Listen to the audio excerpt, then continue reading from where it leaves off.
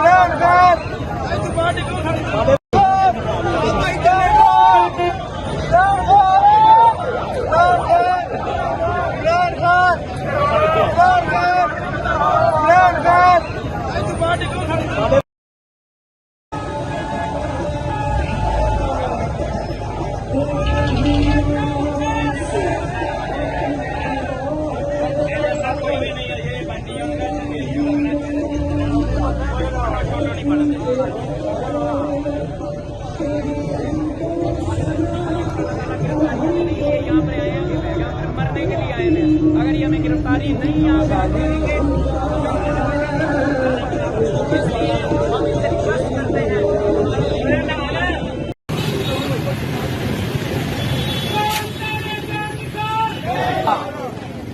कदम बढ़ाओ इमरान खान, हम तुम्हारे साथ हैं।